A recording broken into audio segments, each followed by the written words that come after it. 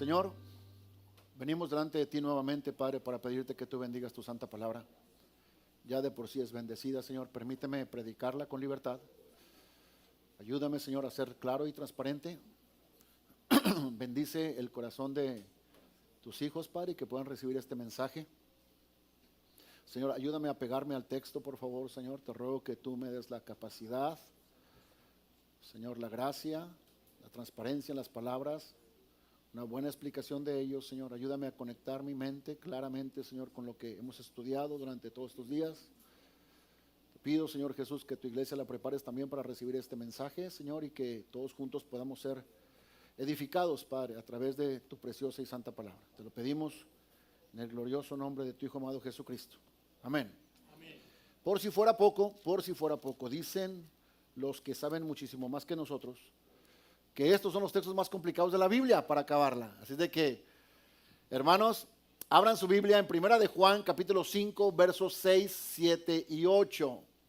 Hay un gran debate en cuanto a estos textos. De hecho, algunas personas unicitarias, los unicitarios son los que creen que no hay Trinidad, mejor dicho. ¿Okay? Y ellos utilizan estos textos para atacar precisamente a la Trinidad, porque ellos se remontan a los monjes copistas.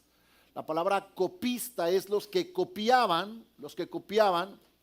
Ellos se remontan a los monjes copistas y dicen que en los originales, en los manuscritos originales no están dichos textos, pero que fueron anotaciones de algún monje que por ahí después se quedó. Bueno, hermanos, la verdad es que no tenemos ninguna historia para ello. Sí, es cierto que después de la Vulgata, es después de la Vulgata que aparecen dichos textos, pero no hay por qué dudar de la palabra del Señor.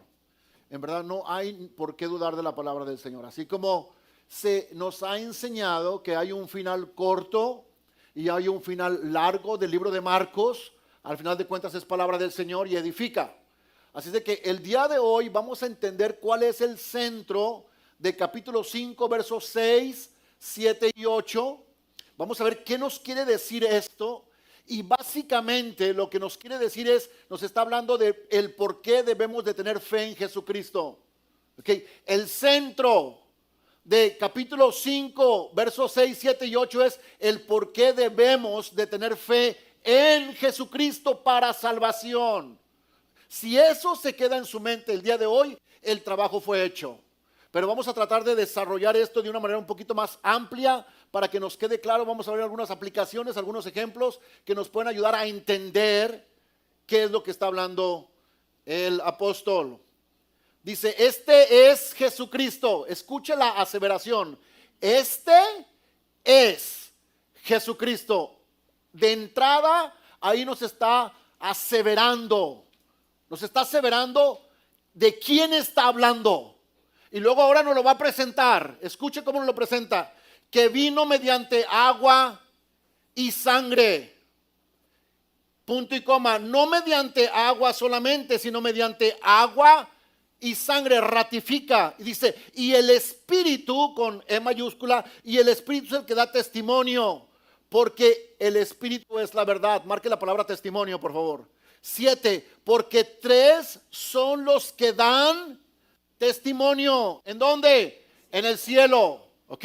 Los primeros lo va a decir en el verso 8 que fueron en la tierra, pero en el verso 7 dice, estos dan testimonio en el cielo. ¿Quién? El Padre, el Verbo y el Espíritu Santo. Y mira la unificación. Y estos 3 son uno. 8. Y 3 son los que dan testimonio en la tierra. El Espíritu, el agua y la sangre. Y estos 3 concuerdan.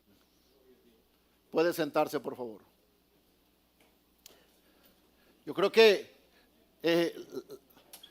es válida la pregunta. ¿De qué está hablando aquí? Yo creo que es muy válida de qué está hablando aquí. Pero tenemos que recordar, hermanos, siempre que vamos a leer un libro, siempre debemos de usar, de la manera en que a mí me aprovecha, es que yo me hago un tipo de anclas. O sea, un barco, cuando lo queremos hacer inmóvil, le tiran anclas para que las anclas se arrastren hasta que lo frena totalmente. Y le ponen varias anclas para que si vienen vientos contrarios no lo muevan ni para un lado ni para el otro. Okay. El libro de Juan tiene anclas. Las anclas es el saber por qué Juan escribió dicho texto. Y Juan escribe dicho texto en defensa de la doctrina apostólica. En defensa de la doctrina apostólica. ¿Por qué? Porque se habían infiltrado maestros enseñando algo contrario a lo que nuestro Señor Jesucristo dejó por boca de los apóstoles. Esa es una ancla. Entonces, nosotros tenemos que recordar que cuando el apóstol está enviando esta carta y nosotros ahora conocemos que llegó al capítulo 5 porque antes no había capítulos, dice Pastor Sugel Michelin que la razón de que pusieron versos en la Biblia fue porque iba por ahí el copista en un burro y cada vez que brincaba el burro pues cambiaba. Obviamente no es así, ¿verdad?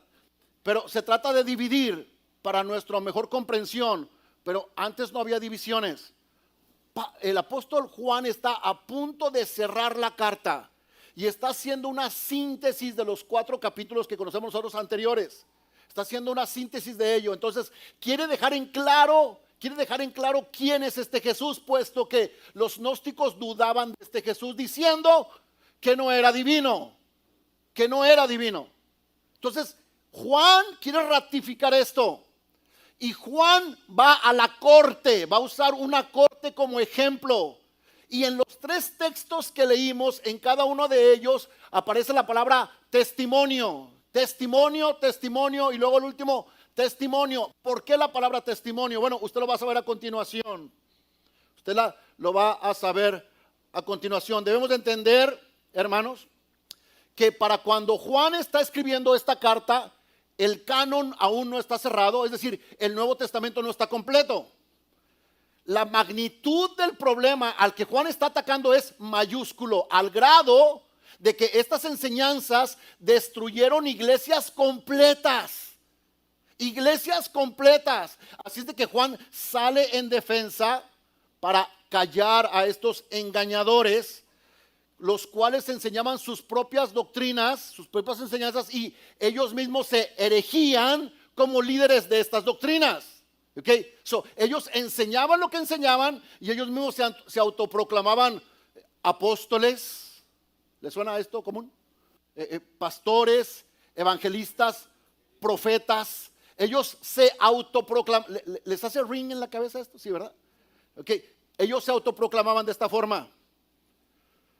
Juan escribe esta carta para establecer la verdad sobre algunos puntos, pero ahora en estos 3 versos el punto principal es la identidad de Jesucristo como el Hijo de Dios único. El punto principal de estos 3 textos es ver la identidad de Jesucristo como el único Hijo de Dios. Juan escribe esta epístola para advertir a los cristianos que estos falsos maestros, también nombrados falsos profetas y también anticristos, según a Primera de Juan 2:18, se encontraban dentro de la iglesia, se habían infiltrado dentro de la iglesia, negando que Jesús vino en carne. Ellos negaban tal cosa. Es decir, hermanos, el centro de la enseñanza de ellos es: Dios jamás se encarnó en Jesucristo. Ellos enseñaban tal cosa. Pero Juan insistió que Cristo no era una aparición sobrenatural con apariencia humana, que es la enseñanza dualista, ya vimos eso, una enseñanza griega, ni tampoco era solamente era una persona histórica, como lo hacen ver los testigos de Jehová o los musulmanes, hermanos. No, Jesús de Nazaret es la prueba del cristianismo bíblico, es la convicción plena de la humanidad y la plena divinidad de Jesucristo. Esto lo enseña Primera de Juan capítulo 1, versos 2 y 3. Esto lo enseña Primera de Juan capítulo 1:1 y Colosenses 1:15 y Hebreos 1:3, y hay bastantes textos que nos hablan de la suficiencia y la preeminencia de Cristo. Es por eso que el apóstol Juan En estos versos de capítulo 1, perdón, de 1 de Juan capítulo 5, versos 6 al 8, menciona la palabra testimonio en 3 ocasiones, cada una en su texto por particular. Esto lo hace para asegurar, porque la palabra testimonio para nosotros es muy diferente que para ellos. Lo hace para asegurar a sus oidores que él, o sea, el apóstol está atestiguando que efectivamente Cristo es el Dios humanado. Aleluya. Que Cristo es el Dios humanado. Por eso él menciona 3 veces la palabra testimonio, de donde viene la palabra testigo, de donde se atestigua. Es interesante que esto lo hace para asegurarnos a nosotros de que efectivamente Jesucristo es el Mesías prometido y que es el Dios humanado. Tan es así que él asegura en 2 versos, en el 6 y en el 8, que el agua, la sangre y el espíritu son el testimonio. ¿En dónde? Aquí en la tierra. Aquí en la tierra. Pero falta algo. Es que si quieres ser convincente, falta algo. Entra el verso 7 y en el verso 7 nos dice: pero en el cielo está el Padre, el Verbo y el Espíritu. O sea, Juan está asegurando que en la tierra hay testigos de que efectivamente Jesús es divino, pero en el cielo también hay testigos de que Jesús es divino. ¿Quién es? El Padre, el mismo Verbo, la palabra y el Espíritu. Como mencionamos, está resaltando una palabra, y la palabra es testimonio. La palabra testimonio es ser testigo o guianza de algo, pero mejor conocido como dar fe de los hechos. Cuando se le llama, y vamos a poner este ejemplo, cuando se le llama como testigo a una persona para un delito, es tarea de los abogados escuchar lo que la persona quiere decir, lo que la persona atestiguó. Escuche, hermano, escuche, porque de aquí se desprende bastante.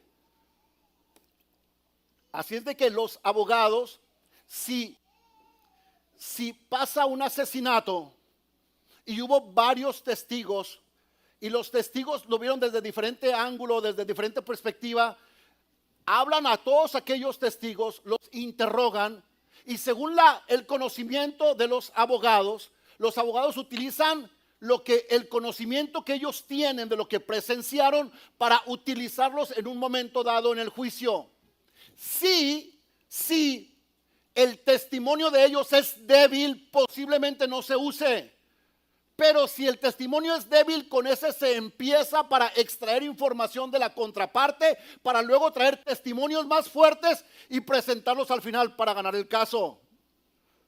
Juan hizo exactamente lo mismo. Juan se para a él y para a todos los demás discípulos y los presenta a todos ellos y a 500 que lo vieron físicamente a Jesús resucitado, y los presenta a ellos como que Jesús fue totalmente humano pero también totalmente divino. Okay. ¿No les queda claro esto? Dice Juan. Bueno, quedan los apóstoles. ¿No les queda claro esto? Bueno, queda el Verbo, queda el agua y queda la sangre. Bueno, ¿no les queda claro esto? Bueno, queda el Verbo, queda el Espíritu y queda el Padre, Dios mismo. Ya están todos los elementos.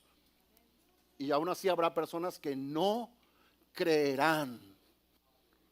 Y no creerán simple y sencillamente porque no quieren creer, hermanos. Porque están todos los elementos listos y puestos para que crean, pero su mente no les permite creer. ¿Por qué? Porque el hecho de creer los hace renunciar a lo que ellos aman hacer.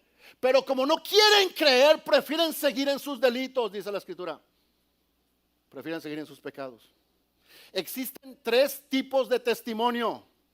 3 tipos de testimonio. Uno básico, que era el que mencionábamos, es de la información que involucra cognitivamente al sujeto. En otras palabras, hay un testimonio básico que solamente es como un tipo conocimiento, nada más, un tipo conocimiento. Está un segundo testimonio, que es el de compromiso. La persona está comprometida con el acto. Está comprometida, se constituye en un hecho moral para él. Es decir, él tiene que participar porque es moral para la persona hacerlo. Porque implica en el testigo un libre compromiso. Y este libre compromiso sabe que ayudará a otros a entender lo que ocurrió. Hay moralidad en la persona, pero está el tercero y más importante. Está el de la confesión.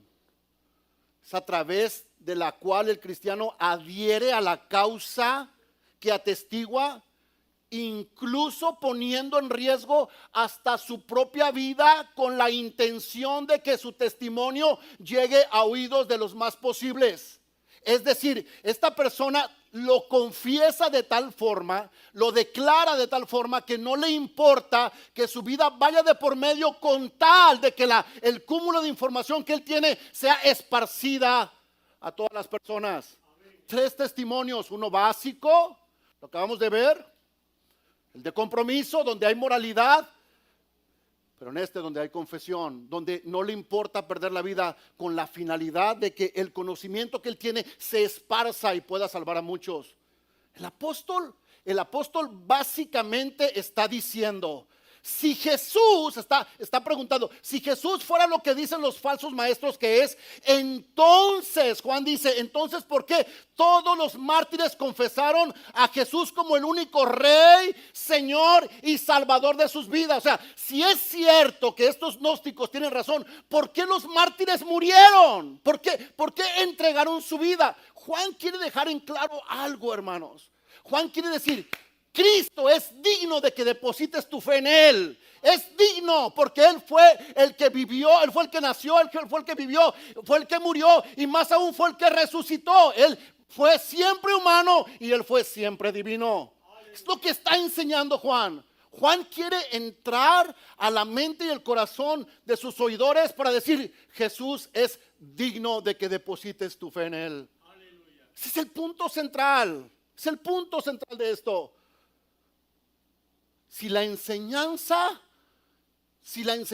apostólica es mentira, como lo estaban enseñando los gnósticos, ¿por qué murieron de forma atroz sus seguidores? Si es mentira, ¿por qué, por ejemplo, el apóstol Felipe con su cabeza atada en un pilar fue apedreado en Hierápolis en el año 54? ¿Por qué Jacobo, medio hermano de Jesús, fue arrojado del templo, apedreado y azotado a palos, hermanos, en el año 63 después de Cristo? ¿Por qué Marcos, el evangelista, murió en camino al ser arrastrado hasta llegar a Alejandría en el año arrastrado? Murió arrastrado. ¿Por qué no negaban al Cristo? ¿Por qué no negaban a Jesús? Era tan sencillo como agarrar ceniza y decir que César es Dios y hacer así y listo, se quitaban de todos los golpes, de todo lo que les podía pasar. Pero no, ellos querían morir por la causa, porque estaban declarando, estaban ellos confesando que Jesucristo es Dios. No solamente eso, el mismo apóstol Andrés fue crucificado en Patras en el año 70 después de Cristo. El mismo apóstol Pedro fue crucificado de forma invertida también. Hermanos, él mismo se sentía tan incompetente, tan incapaz, inclusive lo miraba como algo tan benéfico para él ser crucificado como su maestro, que él quiso ser crucificado de otra manera, porque se sentía indigno aún morir por el Señor. Policarpo, hermanos, yo les encargo, vean la historia de Policarpo, un discípulo de Juan, por cierto. Policarpo llegó a la muerte de manera voluntaria y les dio de comer a sus sacrificadores. ¿Qué había en ellos? Había una convicción y había confesión de que verdaderamente Jesús es digno de depositar toda nuestra fe. Tomás, el apóstol de Cristo, atormentado con fierros, es decir, tenían a Tomás por aquí, tenían lumbre por este lado, tenían fierros, los calentaban y los ponían en el cuerpo de Tomás, y Tomás no pudo abrir la boca para negar al Mesías. ¿Por qué? Porque había exagerada convicción en él. Aleluya, gloria a Dios. Porque había exagerada convicción en él.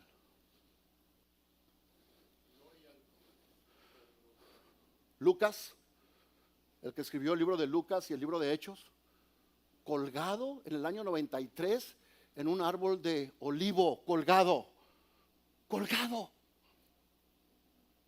¿Qué habían ellos? Había convicción, hermanos.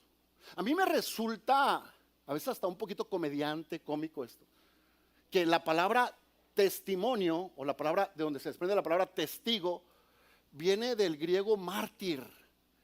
Es decir, la palabra mártir, que conocemos usted y yo como lo que les acabo de presentar, es testigo en español. Estos testigos se hicieron mártires en favor no de la obra. No, es que ellos no estaban pensando en engrandecer la obra. Hermanos, atención a lo que acabo de mencionar. Ellos no están pensando en engrandecer la obra con su muerte. Ellos se creen indignos de la muerte incluso, y lo hacen porque están convencidos de que Cristo es el único y suficiente Salvador. No lo están haciendo por nada, no lo están haciendo por ellos. Lo están haciendo para que el nombre de Jesucristo sea creído a todos los que lo están viendo. Ese es el punto. Primera de Juan, capítulo 5, verso 6 dice: este es Jesucristo. Abra su Biblia. Este es Jesucristo que vino mediante agua y sangre. No mediante agua solamente, sino mediante agua y sangre. Hasta ahí. El agua se refiere, hermanos, al inicio ministerial de Cristo a través del bautismo. Ok. Pero no está diciendo que Cristo fue Cristo después de que fue bautizado. Absolutamente no. Está diciendo que el bautismo marca el principio de su ministerio. Así como la sangre de la crucifixión marca el término de su ministerio terrenal. Pero Cristo nació divino y sigue siendo divino. Okay. Atención a lo que acabo de mencionar, porque no estamos diciendo que principia su ministerio y principia a ser Cristo. Cristo nació Cristo, punto. Jesús nació divino. Es interesante que cuando Cristo nace es de noche, pero las estrellas alumbran de una manera majestuosa. ¿Por qué? Porque los ángeles se presentaron en ese lugar. Pero cuando Cristo muere es de día y el sol se oscurece. Así de poderoso es nuestro Señor. Históricamente, Jesús principió su ministerio por el agua. Históricamente también lo termina a través de la sangre. Sin olvidar, hermanos, lo que dice Hebreos capítulo 13, verso 8. Que Jesucristo es el mismo. Es decir, no hay variantes en él. Es el mismo de ayer, de hoy y por los siglos. Hebreos 13, 8. Aún así, Juan apela al testimonio del Espíritu. Entonces tenemos nosotros, para poder entender esto, o mejor dicho yo, para poder entender esto, yo tengo que imaginar que estamos en una corte judicial, ¿ok? Y acabamos de presenciar que efectivamente Jesús fue un ser humano que nació como todos los seres humanos, y fue ratificado que fue ser humano porque traspasaron su costado y de ahí emanó sangre. Por si esto fuera poco, es llamado un testigo más, el Espíritu. Pero aquí es donde tenemos un pequeño problema. Para nosotros poder entender lo que el Espíritu quiere decir, o tenemos que hablar el lenguaje del Espíritu, o el Espíritu tiene que hablar nuestro lenguaje. Así es de que Dios en su sabiduría le da capacidad al Espíritu de hablar, y el Espíritu habla. Hermanos, no se maraville lo que estoy diciendo. La sangre de Abel habla, dice el libro de los Hebreos. Habla, o sea, la sangre de Abel sigue hablando, sigue gritando, como sigue gritando la sangre de Cristo hasta estos días. Entonces, para que nosotros podamos entender lo que está ocurriendo en esta corte, y cuando podamos entender que Jesucristo es pasado allí al banquillo de los acusados, para ver si efectivamente Jesús es humano y es divino, bueno, necesitamos al Espíritu. Y que el Espíritu ahora nos hable, y el Espíritu nos habla. Y nos dice en Juan capítulo 16, verso 13 lo siguiente: pero cuando venga el Espíritu de verdad, Él, ¿quién? El Espíritu os guiará a toda la verdad, porque no hablará de su propia cuenta, sino que hablará, escuche, todo lo que oyere y os hará saber las cosas que habrán de venir. Es decir, el Espíritu no tiene autonomía en sí mismo. El Espíritu hace y dice lo que le fue dicho que hiciera. ¿Ok? ¿Entendió lo que acabo de decir? El Espíritu no tiene autonomía en sí mismo, hermano. Hace y dice lo que le fue dicho que hiciera y hablara. Vamos a ver un poquito esto más. El Espíritu habla a través únicamente de la palabra, convenciendo el corazón del individuo. Jesús hace una declaración similar en el Evangelio de Juan. Abra su Biblia en Juan 15:26, por favor. Dice, cuando venga el Consolador, a quien yo os enviaré del Padre, el Espíritu de verdad que sale del Padre, escuche, el Espíritu que viene del Padre, este Espíritu va a dar testimonio ¿de quién? De Jesús, de Jesús. Entonces, efectivamente el Espíritu tiene la capacidad de comunicarse. Efectivamente. Y lo vemos en San Juan capítulo 16, verso 8. Y cuando Él venga, es decir, el Espíritu, convencerá al mundo de pecado, de justicia y de juicio. La pregunta es, ¿cómo lo va a hacer? Hablándoles. No solamente con lenguaje humano, pero hablándoles. Entonces, a ver, aquí. Entonces el trabajo del Espíritu es asegurarnos que podemos confiar y depositarnos solamente en Cristo. Hermanos, voy a decirlo nuevamente. El trabajo del Espíritu Santo, no es que usted haga barbaridades en el altar. El trabajo del Espíritu Santo no es que usted haga otro tipo de cosas. El trabajo del Espíritu Santo es convencerlo a usted de que se rinda ante ¿quién? Ante Jesucristo, ni siquiera ante Él mismo. El trabajo del Espíritu es llevarlo a usted a Cristo. Dice el texto, cuando Él venga, convencerá al mundo de pecado, de justicia y de juicio. Okay. Entonces el trabajo del Espíritu Santo es que nosotros podamos depositarnos únicamente en Cristo por medio de su Espíritu y que podamos confiar en Él a través de la fe para salvación. Punto, hasta ahí se acaba. Miren lo que dice Hechos 4, a mí me gustaría leer más, pero vamos a leer Hechos 4, 10 y 11. Por cuestión de tiempo me gustaría leer más, pero vamos a leer solamente esos dos versos. Usted sabe lo que está ocurriendo aquí. Está una situación ahí con el apóstol Pedro, y el apóstol Pedro quiero que entiendan esto, el apóstol Pedro tenía 40 días que andaba calentándose las manos ahí entre ellos, camuflajeándose, pasando desapercibido, pero ahora el apóstol Pedro le dice, ustedes han matado al Cristo. ¿A quién le está diciendo esto? A los sacerdotes, a los líderes religiosos. Les dice en su cara tal cosa. Ahora, en el 4:10 está hablando de algo a través del Espíritu. Dice, este Jesús, ¿de quién está hablando? De Jesús, ¿verdad? Dice, este Jesús es la piedra reprobada por vosotros los edificadores. Parece sarcasmo esto. Parece un tanto de sarcasmo porque los edificadores son los líderes religiosos, los fariseos en ese momento. Dice, para ustedes, este Jesús es una piedra reprobada. Porque para toda edificación, hermanos, cuando se principiaba una edificación, en la parte de abajo se ponían unas enormes piedras para que pudieran sostener el peso de la construcción.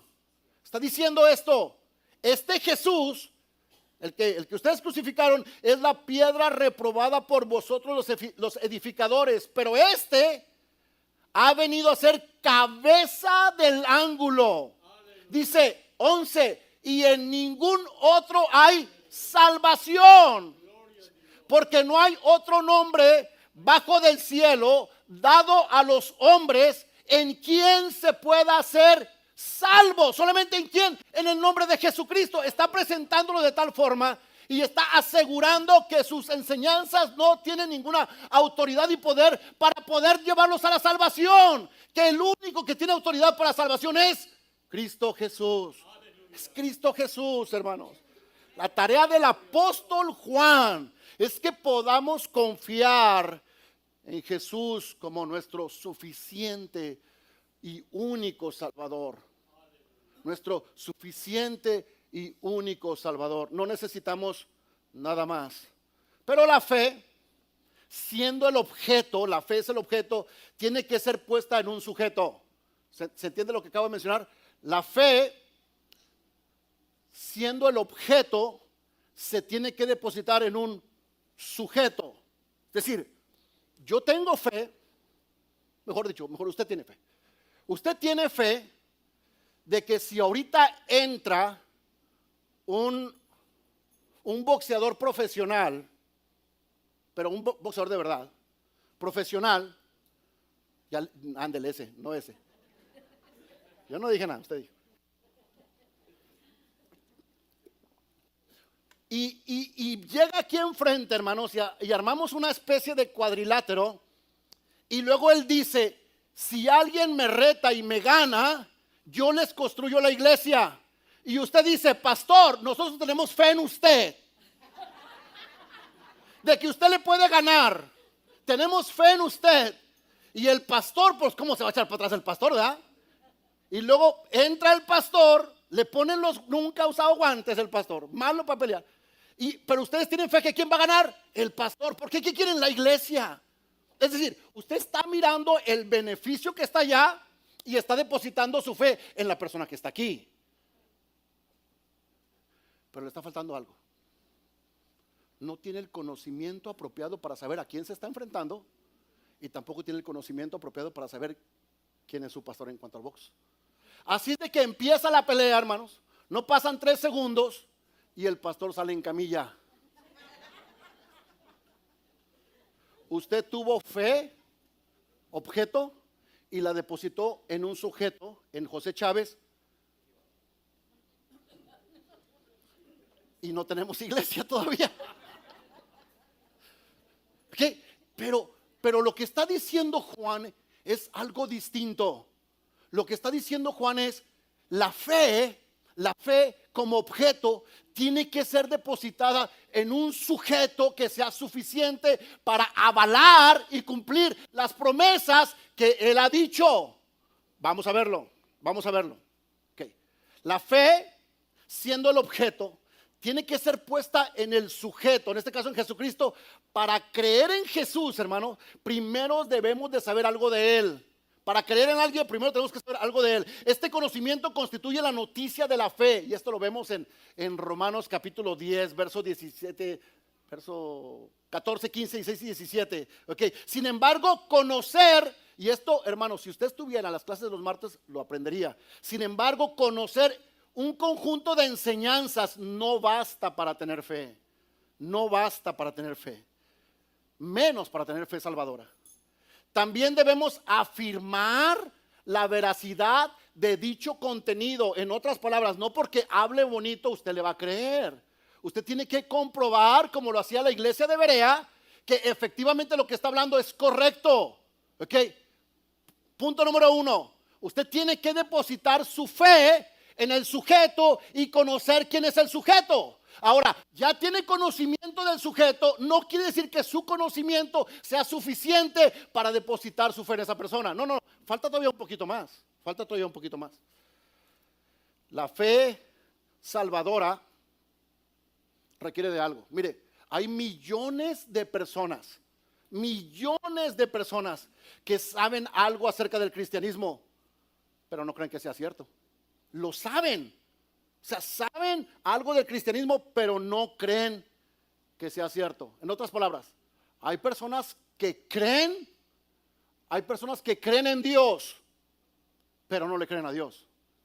¿Hace sentido? O sea, hay personas que creen en Dios, pero están incapacitados para creerle a Dios.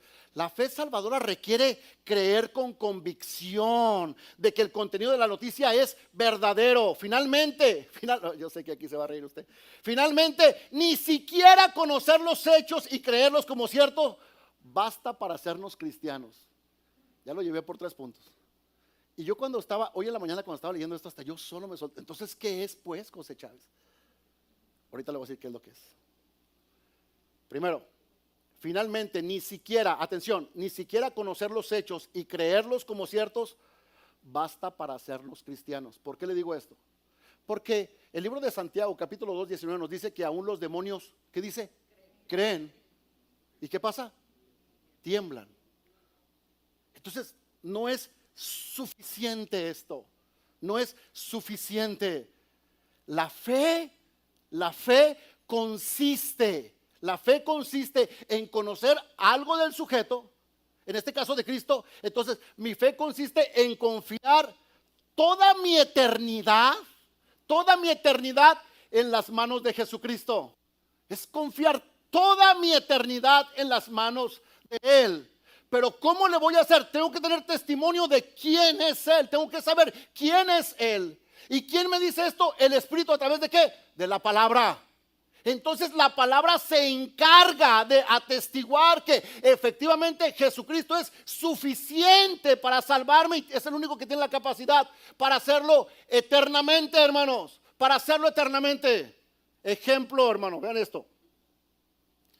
Las Escrituras enseñan que el objeto de la fe es Jesucristo. Si consultamos una concordancia bajo los encabezados de fe y creer, usted va a encontrar lo siguiente. Encontrará repetidamente expresiones como fe en nuestro Señor Jesucristo. Por ejemplo, está en Hechos 20:21. Fe en Jesucristo, Romanos 3:22 y Gálatas 2:16. Fe en el Señor Jesús, Efesios 1:15. Cree en el Hijo del Hombre, Juan 3:36. Creyó en Jesucristo, Gálatas 2:16. Siempre la fe va puesta en un sujeto. Siempre, hermanos. Entonces, tal cosa como fe ciega no existe. Tal cosa como fe irracional no existe. Juan lo que está diciendo es: aquí les tengo la carne, el agua y el espíritu. Estos dan testimonio en la tierra de que verdaderamente Jesús es divino. Bueno, no les basta. En el cielo está el Padre, el Verbo y el Espíritu. Allá están, atestiguan que Él es divino. No les basta. ¿Qué más quieren? Ya no hay más que darles. Se acabaron los recursos. No quieren creer. No quieren creer. Y morirán en sus delitos. Mateo capítulo 17 verso 5 nos habla de un suceso. ¿Usted se ha preguntado por qué tienen que ser 3 testigos? Bueno, eso nos lo dice Deuteronomio, que tiene que haber 3 testigos, 2 o 3 testigos, para que el hecho sea válido. Y los 3 tienen que concordar. ¿Es la palabra correcta? Concordar. No como en el caso de Jesucristo cuando lo querían crucificar. ¿Se acuerda? Que trajeron diferentes testigos, pero no concordaban. O sea, hablaban cosas diferentes. Así de que Caifás, de una manera muy magistral, se sacó una vez de la manga y dice: no necesitamos más testigos, porque los que tenían no le servían. Pero ahora Juan está hablando de 3 testigos en la tierra y 3 testigos en el cielo. Vea lo siguiente, vea lo que ocurre en Mateo capítulo 17, verso 5.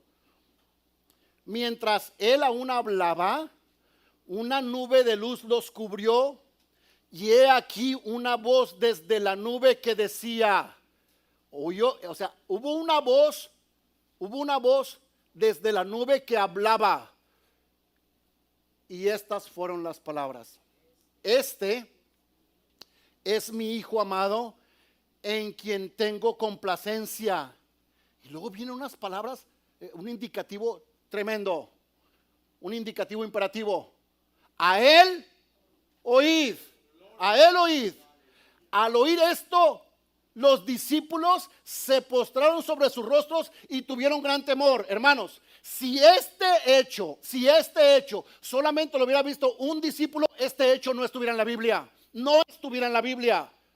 Pero en este hecho había 3 discípulos, los que se necesitaban para asegurarlo como un hecho real. Estaba Jacobo, Juan y Pedro. Estaban ahí los 3. Y por eso es que están aquí los 3.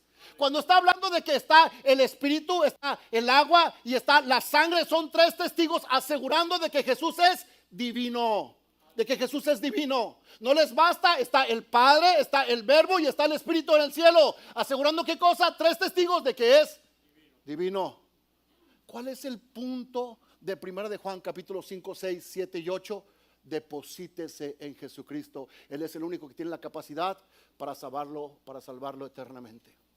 Póngase de pie, por favor.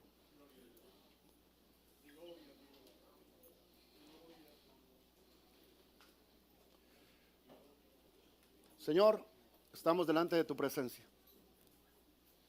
para darte muchas gracias en esta mañana por la oportunidad que nos das de predicar tu santa palabra, Señor. Yo te ruego que haya quedado claro en el corazón de tus hijos, Señor, las credenciales que tú muestras como el único, el suficiente, Señor, digno de ser puesto para nuestra salvación, digno de que depositemos toda nuestra fe para una salvación eterna.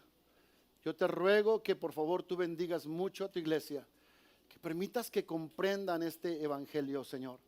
Te pedimos en el nombre glorioso de tu Hijo amado Jesús, que tú, Señor eterno, te glorifiques de una manera grande a través de esta enseñanza, de esta predicación que hemos traído, Señor. Gracias del cielo, gracias, Señor del cielo. Muchas gracias por la oportunidad que tú nos das de hacer esto. Ahora te ruego que tú nos despidas de este lugar, pero que nos permitas principiar la escuela dominical, Señor, y que podamos seguir aprendiendo de ti, Señor Jesucristo, edificándonos con tu preciosa palabra. En el nombre de Cristo Jesús te damos gracias. Amén.